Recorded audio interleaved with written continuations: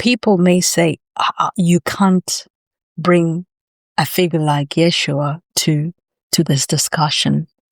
He is already awakened because he is the Son of God and all of that. Inasmuch as Yeshua, the Son of God, is Yeshua, Son of God, also God, it is also important to note that he was having a human experience. He had to go through the remembering, just as any of us would have to go through the remembering. He went through spiritual emergence. He went through the spiritual crisis, just as any of us go through these things. Good day, beloveds. How do you do? Welcome to Talks from the Heart with Manda, brought to you by Agape Wellness Coaching, a place where being begins at root. I am Manda, a spirituality teacher and transformational relationship coach, as well as founder of Agape Wellness Coaching, and I'll be journeying with you, talking heart to heart.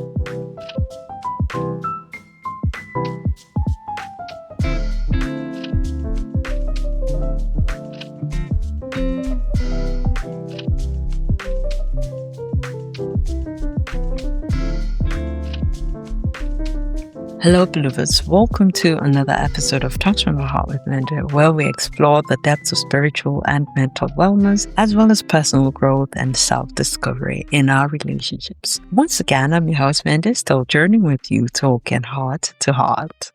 I'm glad you're here with me. Thank you for joining me in this quiet, honest space. Before we begin, if anything in today's episode feels overwhelming, please pause, put the episode down and care for yourself. If you or someone you love is at risk of harm, hearing commanding voices, or cannot take care of basic needs, seek emergency help immediately. I'll share resources in the show notes for people who may want further support, and I hope you continue to care for yourself as we journey together. Now, beloveds, as always, I encourage you to grab your notepad, pen, and favorite beverage, get comfortable and settle in as we begin today's episode. If it's your first time here today, welcome. Whilst at it, don't forget to like, share, and subscribe, and turn on notifications so you never miss an episode. Now, I invite you to take a slow and deep breath with me. Once again, inhale love. Exhale peace. Once more. Inhale love. Exhale peace. Thank you for joining me in this exercise, and I appreciate your participation. Now, beloveds, today we embark on a tender journey. We embark on a tender journey through one of the most profound experiences a soul can undergo. That is spiritual awakening. We are speaking about spiritual awakening. Words that carry both wonder and confusion. For some, awakenings are luminous and liberating. For others, it is disorienting, frightening, and even destabilizing. My hope today is to carry both the beauty and the difficulty, to provide language, research-grounded perspectives, and practical tools for anyone traveling this tender terrain.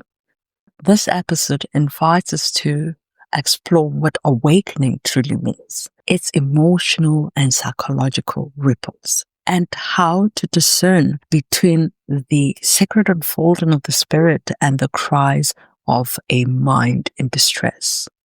I know for most people, when we hear of awakenings, we only hear of the exciting aspects of awakenings. Very often, when we hear of people's awakening stories, we only learn of the luminous, the liberating, and the shiny aspects of awakening. We rarely hear of the challenges or any other different aspect or experience that may have formed part of their awakening journey. It is important that we learn to sift through the hype. It's mostly hype that's created on social media to sell courses and programs, but there are very real experiences, very real and raw stories and experiences of the journey that most people will never hear of. Only the highlights that are shiny and enticing for the purchase of courses and workshops. But truly, there are real experiences that need to be discussed. We never hear of the sister or brother that was told that they are under a demonic attack or they're experiencing a demonic possession or oppression. We will never hear from a sister or brother at our church who was forced into a certain ministry because their pastor or spiritual father or mother did not understand this spiritual awakening journey. We never hear of people who go to initiation school to become sangomas, healers, witches, and all other sorts of things because they did not understand their awakening or they did not have proper guidance or no guidance at all. Every person seeks for help in line with the unfolding of their spiritual awakening and their belief systems, right? So let's say a person is a believer in traditional spiritualities, traditional African spirituality. If that person is experiencing an awakening, they are most likely to go the route of their belief systems. And if a person is Christian or Hindi or Muslim, they will go in line. They will allow their spiritual awakening to unfold before them, but also the belief systems will play part in how they receive the unfolding and how they navigate the terrain. So we never hear of such challenges. Before we go any further, I want you to know that every awakening is unique. Every awakening is unique, just as your heartbeat is unique to you, just as your set of fingerprints is unique to you, so is your awakening. No two awakenings are the same. It can be sudden like lightning or gradual like the unfolding of dawn, like dawn unfolding, or just as luminous as sunshine at midday. But again, I repeat, no spiritual awakening is the same. It is, again, unique. Sometimes it brings euphoria, other times confusion, or even deep grief. And all of it, every tear, every insight, every silence, it all has meaning. It all has meaning. All the tears, all the insights that you receive, every silent moment, every pause, it all has meaning. As you listen to that, take what resonates and leave what doesn't. May the space be a sanctuary for understanding and compassion. Now, I want us to take a moment and reflect on what we believe spiritual awakenings are. See, everybody has their idea of what spiritual awakenings are, what a spiritual awakening should look like, or how it happens, right? But what is spiritual awakening? What does spiritual awakening mean to you as a listener out there? For me, spiritual awakening is simply the moment the soul remembers its vastness. It is when you begin to sense that there is more to life than what we see, touch, or own. You begin to question your conditioning, your beliefs, your identity, your purpose. For some, it comes after heartbreak or loss. For others, it arises through meditation, prayer, or even near-death experiences. And for others, it's just an unfolding process that happens throughout even childhood. It goes way back, even their childhood, where it just unfolds well into it keeps unfolding well into their adulthood to the point where they are, right? So the remembering can be an instant moment or just happens in cycles throughout one's life's journey. It is, for most people, very frightening, and for others, it's just a point of, oh, I've arrived. What I want you to understand is it is not the end of the journey. It is not the end of the journey, beloveds. It is just the beginning. It is the beginning of your journey, of your whole life as a being. This is where you come alive. When your soul remembers, that's where you come alive. Alive in a way that you've never known before. When I say spiritual awakening, I mean the shift in how someone experiences themselves and the world. A loosening of boundaries that usually separate me from the other. It can arrive like a flash of insight, a slow unfolding, or a sudden unmooring. People report lasting changes, greater compassion, altered priorities, vivid inner experiences, or sometimes a sense that nothing is as solid as it once seemed.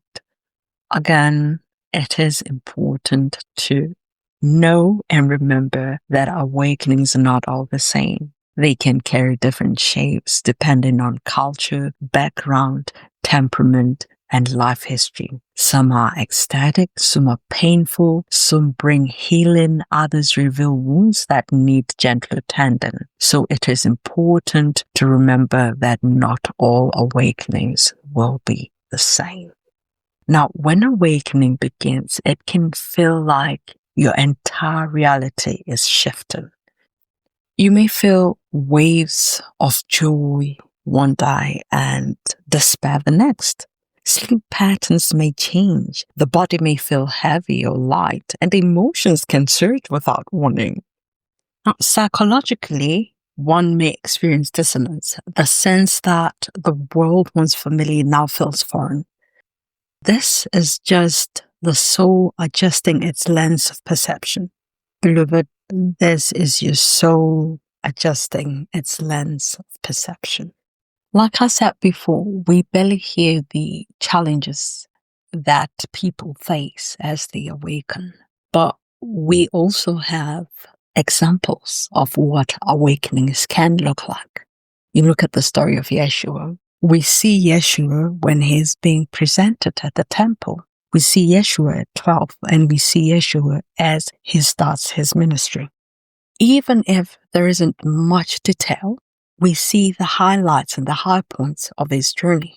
But we can also see moments where he pulls back from the crowd, taking time for himself, to nurse himself, to collect himself, to pull himself to himself.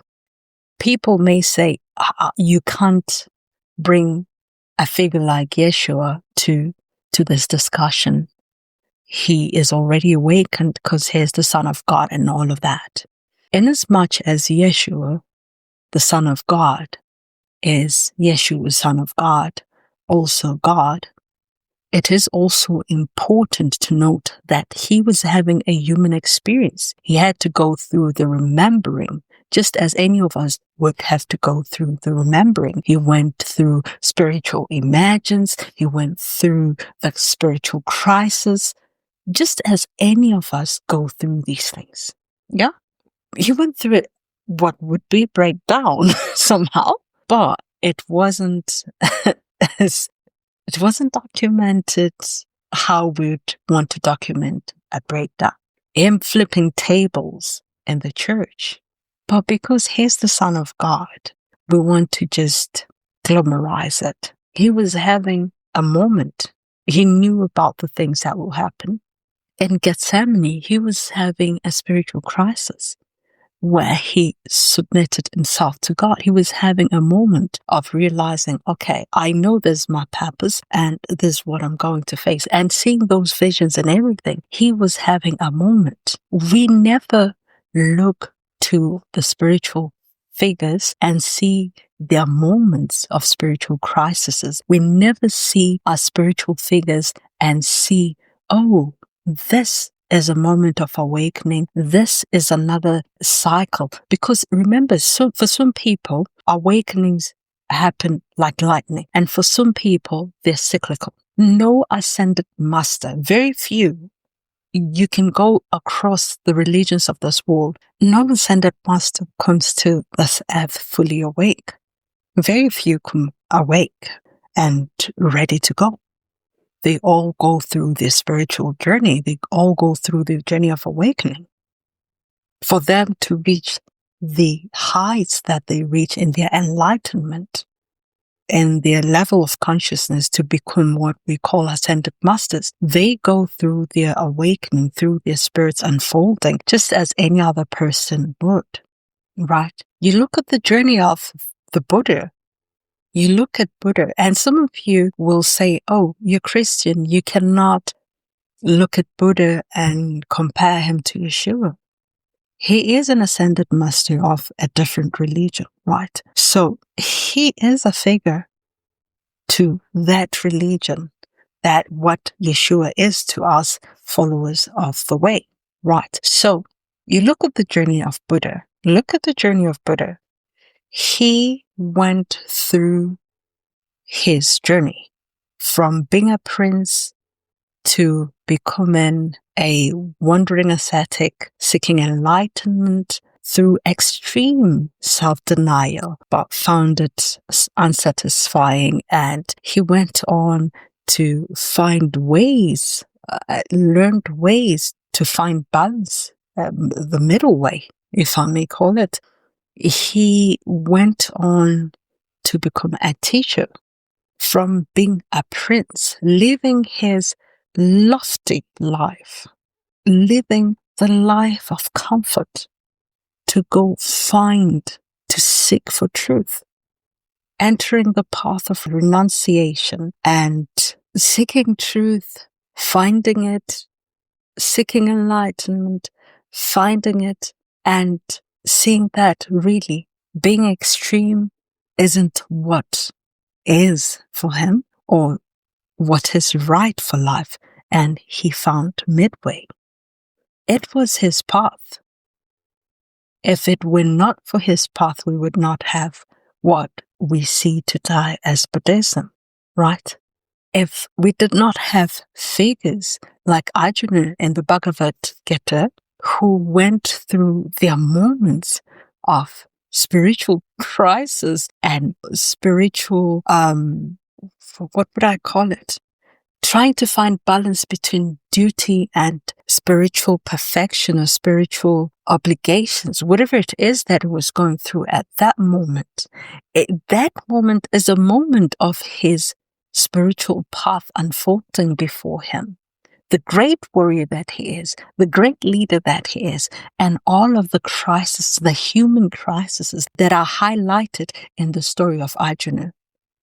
We do not look at those things. We just see the shiny parts of him being a disciple and friend of Lord Krishna, but we do not see the unfolding of this spiritual journey, the spiritual path before him. We hardly look at the important aspects of what molds him to being this dear friend of Lord Krishna, to being this faithful disciple, to being all of those things that he is, to being the great warrior that he is. We don't see all of those things. Why? Because we are only looking at the highlights. We rarely discuss the issues that actually go on this journey. I can tell you, I've met a lot of people. I have met people as a prayer warrior at my church. I encountered people, some who came, and one could see clearly that this is a spiritual awakening. And of course, there were cases that seemed like a spiritual awakening, but were not. They were, in fact, a medical emergency that needed immediate psychiatric help because it was a psychiatric crisis, right? That needed immediate medical attention. And then there are times where an awakening would exist at the same time as a mental breakdown. As things unfold, that can cause a person to enter a place of a mental breakdown. See, beloveds, I worry. And I worry not about the journey itself. What I'm most worried about is that most of us refuse to see the truth, or we're just not listening closely enough, or the people that are selling us on spiritual awakening journeys are in fact not telling the truth as they should. Thus, the unspoken trials of awakening that most people do not share. One of the quieter truths of spiritual awakenings is this: every genuine awakening is followed by a descent. Every genuine awakening is followed by a descent. Across traditions, light does not arrive without testing. Across all spiritual traditions, light does not arrive without testing. Look at Lord Yeshua. After revelation of his identity, his being the beloved Son of God, Yeshua was led into the wilderness. He was led into the wilderness for 40 days. 40 days where hunger, doubt, identity were pressed, not to tempt him toward evil, no, but to ask a deeper question. Will you trust the divine when certainty is stripped away? The same pattern appears in the lives of other sacred figures. The Buddha did not awaken the moment he left the palace. He faced Mara beneath the Bodhi tree, the voice of fear, desire, and self-doubt. Before enlightenment could be embodied, he faced all of these things. In the Bhagavad Gita, Arjuna stands on the battlefield, overwhelmed, spiritually awake, yet emotionally shattered. His crisis is not weakness. It is the sacred pause before surrender. And Krishna does not remove the battle. He transforms Arjuna's relationship to it. He transforms Arjuna's relationship to it. What these stories reveal is rarely spoken aloud. Awakening often brings confusion, grief, isolation, and a profound undoing of identity. The path strips us before it strengthens us. It silences what once motivated us. It asks us to walk forward without familiar assurances. And yet, this is not punishment.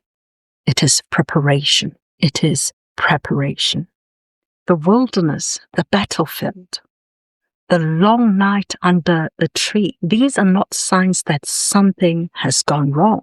They are signs that awakening is becoming real, embodied, and lived. If you are here in this quiet struggle, know this: you are not lost. You are not lost. You are standing in sacred company. You are standing in sacred company. Take Yeshua, for instance. Look at the process of Yeshua going to Gethsemane. Yeshua knew that his purpose is to save humanity. From the word go, he knew that he's here for one thing and one thing only, that's salvation for humanity, right? So he knew he was going to go to the cross. He knew all of the prophecies and whatever. But at the same time, there was the human aspect in him. And with the visions that he was seeing the reprobates that he was to soon go sacrifice himself for. None of them unrepentant. How many of them would remain unsaved? That did not speak to the sacrifice that he was about to go and make of himself. And that can cause dissonance, right? He was experiencing a moment of crisis to a point of breaking and sweat of blood. That's in Luke, right? So a lot of people, when they're going through this spiritual awakening, they do not stop for a moment and think, and this is mostly for Christians. I know most of us, when we are going through a moment of spiritual awakening, we stop and think, oh, I'm being attacked by demons. Oh, there's a spiritual warfare. Oh, there's a demonic possession or oppression of some kind. We never allow for the path to unfold before us because we sit in panic of, oh, somebody is attacking me or something is attacking me. The devil is attacking me, especially when you cannot reconcile what you're experiencing with what you see in your Bible. Some of the things are not necessarily recorded in the Bible, but you see the path of the person. There's a spiritual figures. You look at the path of Jeremiah. You look at all of these prophets. They had their moments of spiritual unfolding. They've had their moments of spiritual awakening. They speak of those moments. Some of them actually do share. They share their emotions. They share their mental and physical exhaustions. You look at all of them. When dissonance sets in, when their psychological dissonance sets in, they get frustrated sometimes. They get tired and all sorts of things. All the things, the ups and downs that one would experience in their moment of awakening. But because we are so focused on them being prophets, we are so focused on their roles and what they did, we don't see their humanness. We don't see when they're sharing the unfolding of their path, right? Imagine you're going through what you're going through and you're going to church and your pastor tells you it's a demonic attack, it's spiritual attack, it's a demonic possession or oppressed. You're demonically oppressed. Or the people that are supposed to be supporting you are telling you you're oppressed, possessed, or under attack. When in fact, your spirit is unfolding, your spirit is remembering. Most people have no language for all of these things, right? And if you are like me, who grew up in the church, and you come to a place where you learn certain things, where the Holy Spirit reveals things, the Holy Spirit sets things with greater clarity before you, and you look at your Bible and you see that, yeah, I see this, but there is something that God is saying, and I'm missing it, and I'm searching for it in this book. Yeah, we have to remember there are translations of many, many scrolls, and some of them are not even included in the canonical Bible as we have it, right? So there are things that God put in our spirits that will unfold. And as long as what God is bringing before you is in alignment with His will, do not dismiss what God is showing you about yourself, about your path, about the happenings of this world. If you are like me, if you're anything like me, where you grew up in the church, staunch member of the church, prayer warrior and all of those things, you will likely find yourself dismissing your awakening. I did that. And even when I knew my gifts, even when I understood my gifts, I was very dismissive. I did not want to bear the burden. For me, my path was unfolding before me, even as a child. Growing up, there were things that would happen, and I knew this is an unfolding somehow. But because I wanted to be normal like everybody else, I kept dismissing things. I kept putting things off. I'd know of things. Things would unfold before me. I would have the awareness, and I kept just pushing it away until God decided enough is enough. You have to enter your path. Until it all had to crumble. The illusions and everything had to crumble. Now, this is where my ego took a knock. This is where my wanting things to be a certain way took a knock, because I believed this is what the Bible says, and this is what my church says, this is what my pastor priest says about these things. This is what spirituality should look like. And that is primarily one of the things that made me just keep sweeping things away, saying, right. But when time came, I experienced psychological dissonance like nobody's business. And I know a lot of people know this about awakenings, and they don't share it. when we speak of our spiritual awakenings, we're speaking of, oh, it was so beautiful. It was so luminous. I felt the rush of blood. I felt the rush of light. I felt the rush of this and that and that. But we never speak of the psychological dissonance that happened. Even the masters walked the path. There is something we often forget on the spiritual journey. There is something we often forget on the spiritual journey. The ones we call enlightened, awakened, or ascended did not begin there. Before Yeshua talked with authority, he wrestled in the wilderness. Before Buddha sat in stillness, he faced fear beneath the body tree. Before Krishna spoke wisdom, Arjuna stood trembling in confusion. What we revere as mastery was once a journey. What we revere today as mastery was once a journey marked by doubt, testing, surrender, and deep inner reckoning. We tend to look at these figures from the far side of their awakening and imagine their path was smoother, clearer, or divinely protected from struggles. But the truth is more tender than that. The truth is more tender than that. They awakened through human experience. They awakened through human experience and not around it. And perhaps this is what makes their teachings alive, not perfection, but fidelity. A willingness to stay present through the unraveling, to listen when certainty collapsed, and to trust something deeper than understanding. Sometimes it just takes you being present to the moment, to the unraveling, to immerse yourself in it.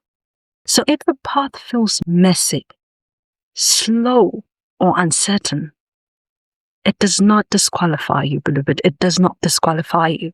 It places you in ancient sacred company. It places you in ancient sacred company.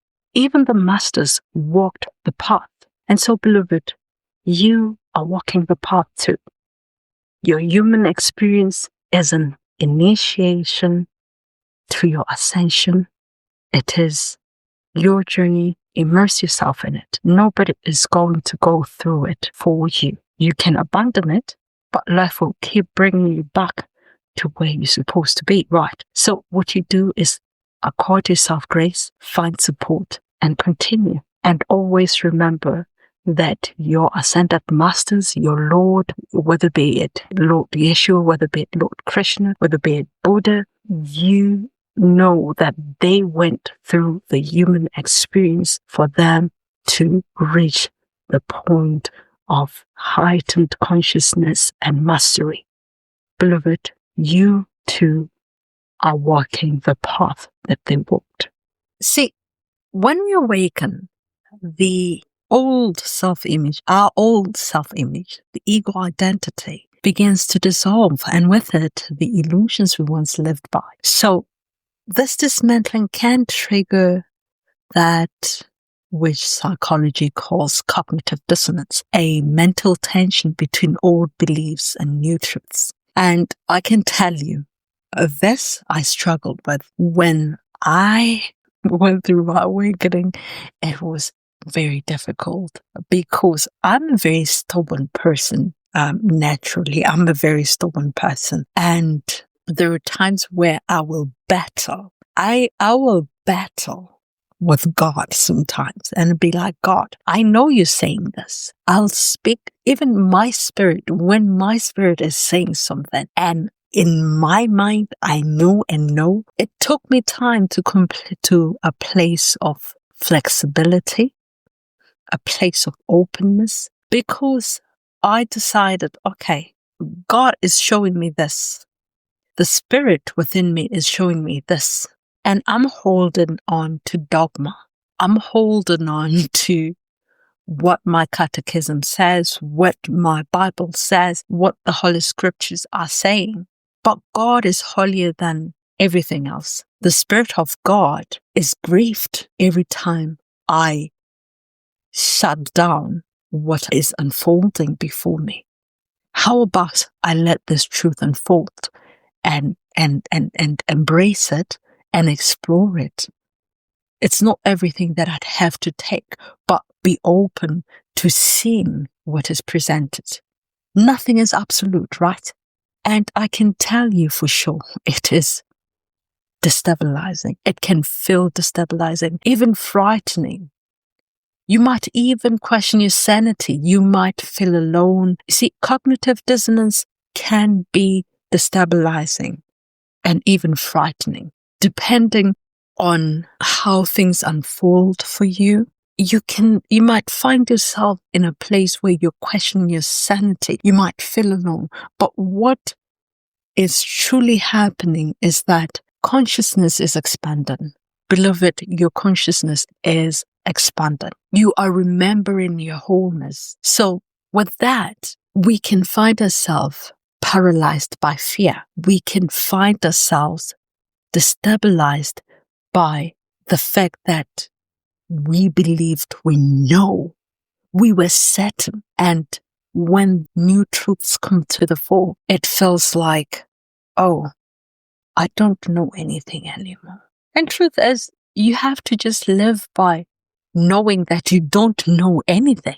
What you think you know now may not be tomorrow. Nothing is as solid as it seems. And with this cognitive dissonance, most of us in spiritual societies enter this place that we call the dark night of the soul. Spiritual traditions describe this place as the dark night of the soul, a period of spiritual desolation, of doubt, and intense inner work. It's when you experience this cognitive dissonance and then you feel destabilized by it, you feel let down, you're doubting, and you go into a place maybe of isolation, and you may even leave your belief system. You may even leave your religion.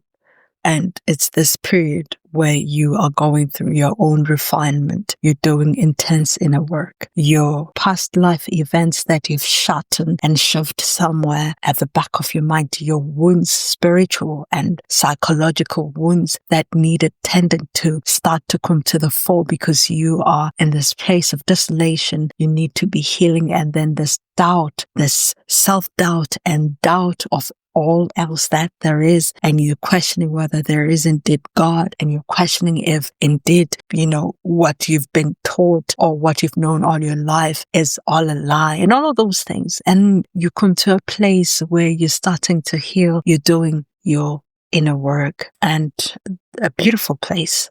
Sometimes when you find yourself there, most people want to escape, but it's not a place for you to escape. In fact, go through that valley. Go through that valley. Psychologists and transpersonal researchers also know that awakenings can produce destabilization, anxiety, panic, profound grief, or a former sense of self, and changes in appetite or sleep, right? So this is sometimes called a spiritual emergency. A time when spiritual transformation overwhelms the person's capacity to cope. Again, it is called a spiritual emergency, a time when spiritual transformation overwhelms a person's capacity to cope. The good news is that with compassionate support, these periods can become powerful openings for healing. The risk comes when a person is left isolated, judged, or mistakenly treated only as illness without attending to the meaning of the experience. So it is important that as we support a person going through a spiritual emergency, we help them, not treating them only as an illness and leave their meaning making or the meaning of the experience isolated without exploring it, right? And there are times when awakening feels like a breakdown. when awakening feels like a breakdown. Let's speak honestly. Sometimes awakenings can resemble a breakdown. People report hearing inner voices, seeing visions, feeling energies, or having intense emotions. In psychological language, these may look like symptoms of psychosis or mania.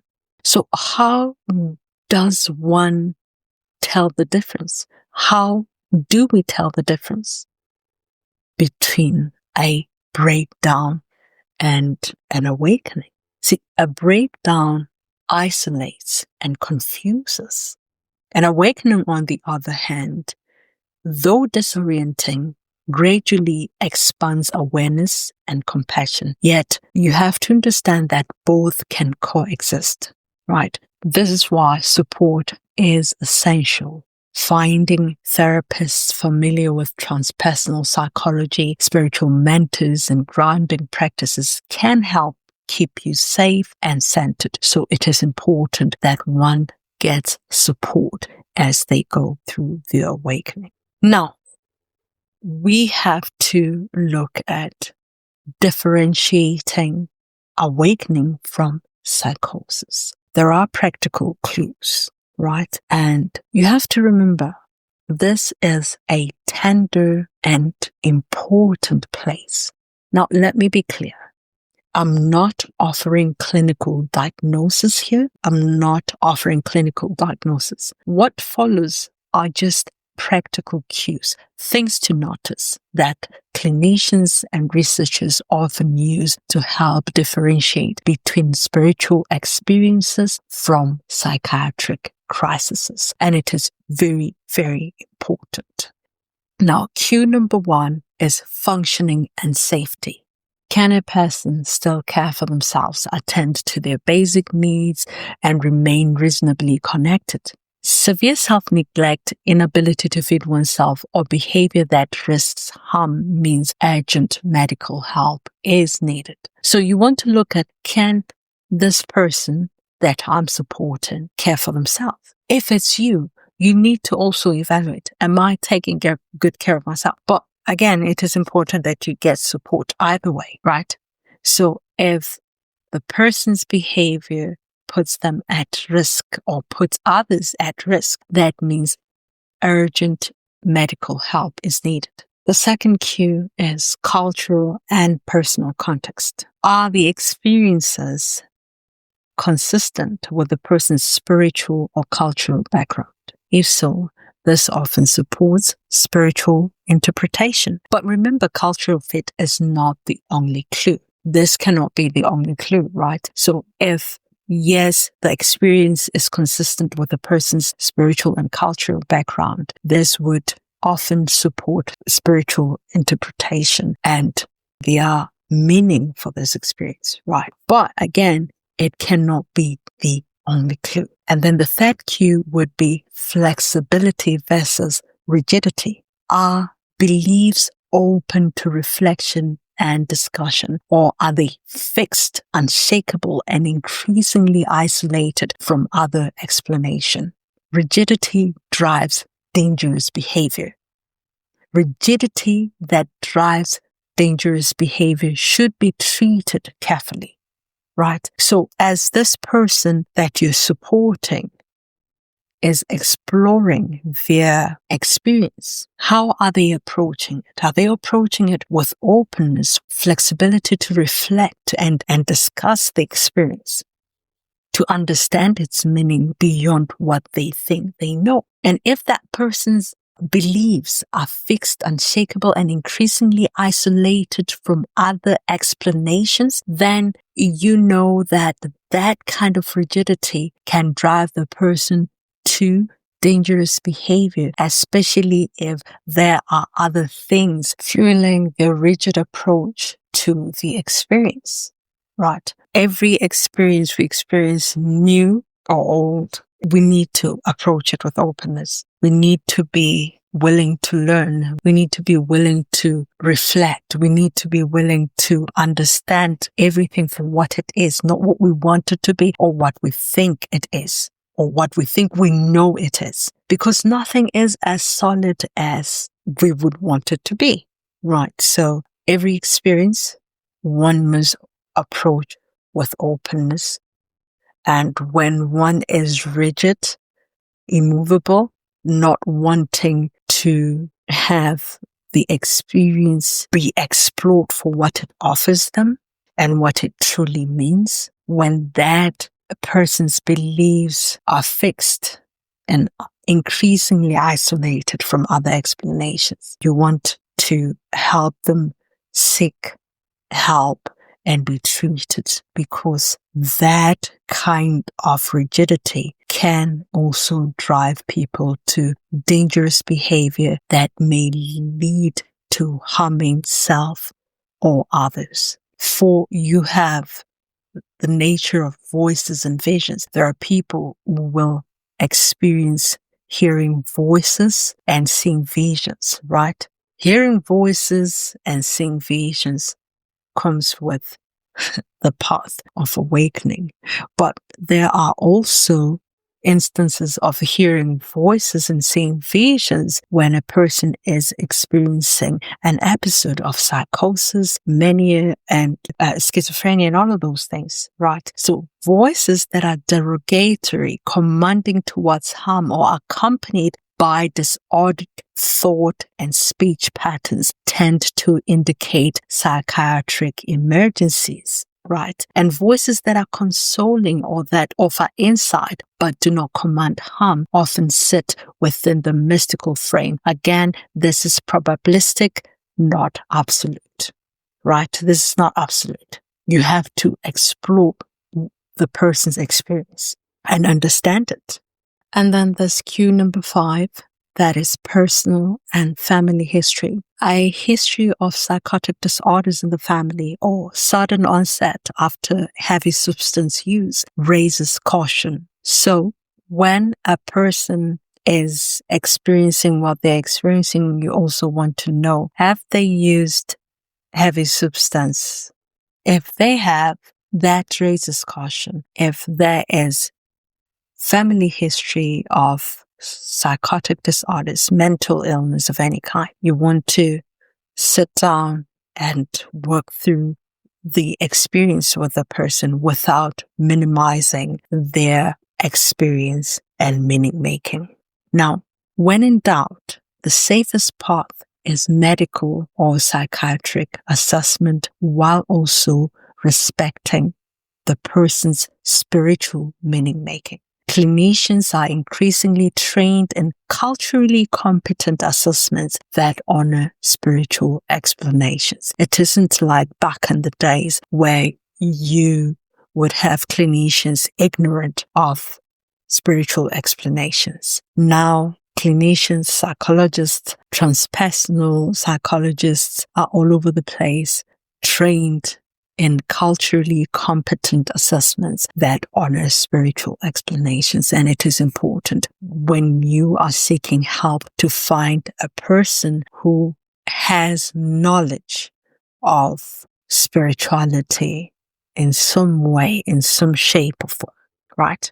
And then there is that place, the intersection of spirit and psychology. Remember, psychology studies the human mind and spirituality studies the soul. But awakenings show us that they are not separate. Carl Jung spoke of individuation, the process of becoming whole, much like spiritual realization, right? So modern transpersonal psychology continues the bridge, helping people to integrate their mystical experiences in healthy ways. And I must say, I find it very beautiful because there was a time where spiritual experiences were frowned upon. So now when awakenings shake you, you know there are people who are equipped to help you. Right? So when your awakenings shake you, remember you are not broken. A lot of people, when they're going through an awakening, they will feel like, oh, I'm broken. There's something wrong with me. I'm falling apart and all of this. No, you're not broken. You're not falling apart. You are just unfolding. And it is also important to remember that mental breakdowns, can coexist with an awakening, because awakenings can be overwhelming to a point of mentally being exhausted and breaking down.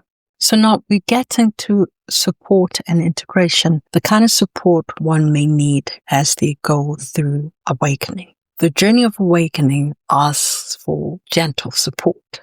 The journey of awakening asks for gentle support.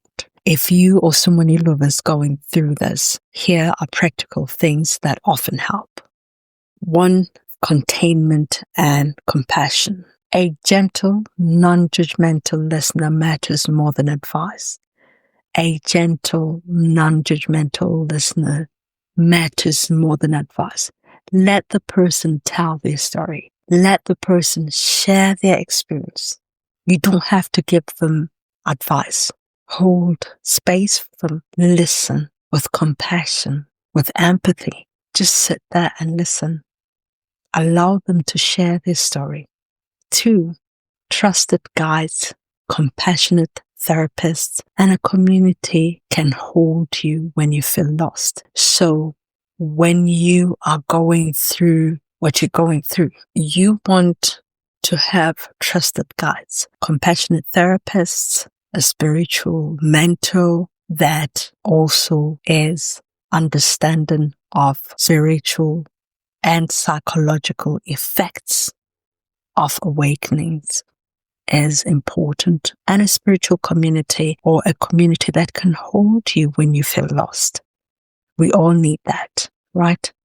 And number 3, we have grounding practices. Grounding practices are daily routines like walking barefoot, walking and spending time in nature, mindful breathing, anchoring the nervous system. If your body is trembling, your purposeful and intentional movement can help the energy find shape. I know of people who experience trembling as they go through the awakening. So when your body is trembling, move purposefully and intentionally. That purposeful and intentional movement can help the energy find shape. All these grounding practices can help anchor one's expanding awareness in the physical world, right? And then 4, you have to have professional support. Look for a trauma-informed, spiritually aware therapist or transpersonal clinicians.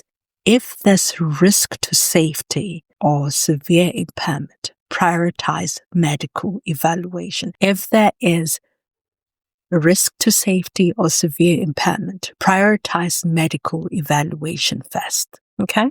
And then we have number 5, that is community and peer support. Faith communities, meditation groups, and networks who understand spiritual emergence. There are networks and groups that understand spiritual emergence and provide context and reduce isolation. So it is important that you are in the midst of people who understand what spiritual emergence is, and that will provide context and language, and it'll also help reduce isolation, because when you're isolated, the experience can be overwhelming. That's why most people end up having a breakdown. And pacing and integration. Pacing and integration. Integration is not a one-time fix. It's a process. It's a process like journaling, creative expression, therapy, service, and rituals all help translate peak experiences into everyday life, right? Now, I want us to try this together. Now, if you feel safe, sit comfortably, keep your feet on the ground, or you can sit on the ground comfortably. And I want you to breathe in for me. Breathe slowly. In for 4. Out for 6.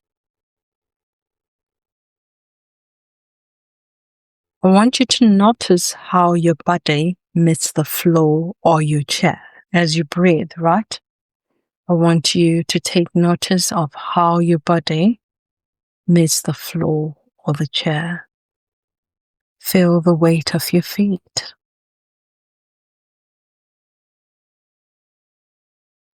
Bring to mind one small cue from your day that felt meaningful. A face, a sound, a moment. Hold it softly. Ask quietly, what can I do today in one small way to care for this tenderness? If a short action comes to mind, whether it be a 5-minute walk, a cup of tea, a call to a friend, let that be enough for now. Let that be enough for now. When we awaken not to escape the world, but to live more fully in it. Beloved, when we awaken not to escape the world, but to live more fully within it, to experience it, to enjoy it wholly, without hindrance,